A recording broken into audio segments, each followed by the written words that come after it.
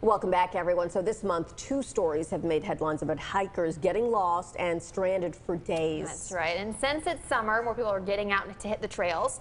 We have Tyler Weathers with Trailblazer Survival School to give us some safety tips. Good morning. Good morning. Thanks for joining us. No problem. So I guess kind of just to start, what are some things that every person should have on them before they head out for a hike? So there's a bunch of things I think you should have, but some of the key essentials would be ways to get shelter, water, food, and then some way to signal. Okay. So what that might look like, if you're a backpacker, something as easy as just a rain poncho and something even like an emergency blanket can be, in a pinch, can turn into a shelter if you have to stay overnight. Okay. When it comes to water, of course you should pack plenty of water, but I'd also recommend taking something like a filter.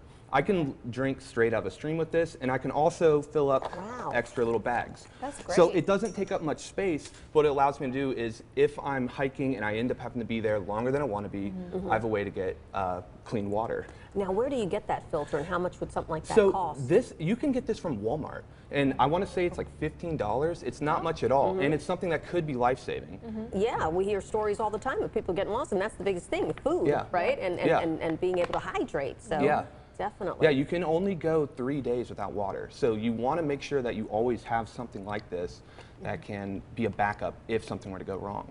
All right. What else do you have in your Okay, what else in my bag? So when it comes to signaling, that's another thing I see with people getting lost. They have to go to, extreme ends to try to signal and get the rescuers to find them. Something like a mirror or a simple flashlight, even this hat can turn, when you turn it inside out, it's orange and something you can see. Oh, yeah. So there's a bunch of different ways that, like with a light or a mirror, it's much easier to see you if if a search team's looking at you from a helicopter, let's say.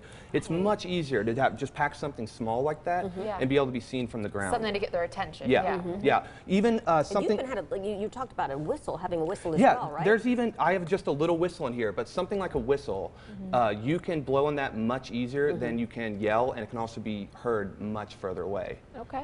I want to ask you a question now. So if you are ever lost, would the best thing for you to do is try to find your way out, or try to find your way to safety, or do you stay? I would say, for the most part, definitely stay.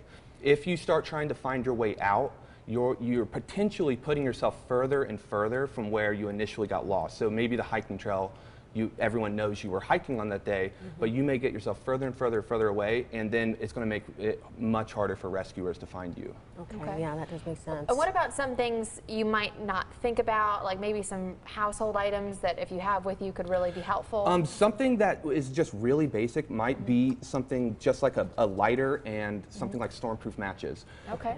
Something that you want to, especially in colder climates, you want to be able to build a fire if you had to stay overnight.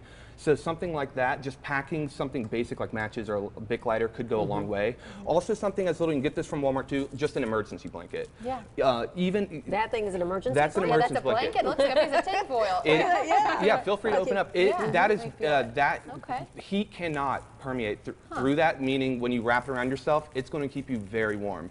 I want to quickly get to some of these things on the screen because I think it's important. So familiarize with the area map. Also before you head out. Before you head out. That's a big thing. Tell someone where you're going. Wear appropriate clothing, which you showed us some of the tips, right? And take plenty of water and caloric snacks. What kind of snacks are you talking about? I mean, I would take something just like a basic bar. I got a little macadamia bar here, and just something that's got a ton of calories, where you're not necessarily planning on eating on the hike, but if you're out there longer than you have to be, it's going to provide you food. How do we get in touch with you? Go to our website, trailblazersurvivalschool.com, and you can get in touch with us, look at our camps, classes, and everything like that. All right. Thank you so much for coming. Thank you guys. Really appreciate all these tips. Some good tips. All right. Carolina Mornings coming up right after this.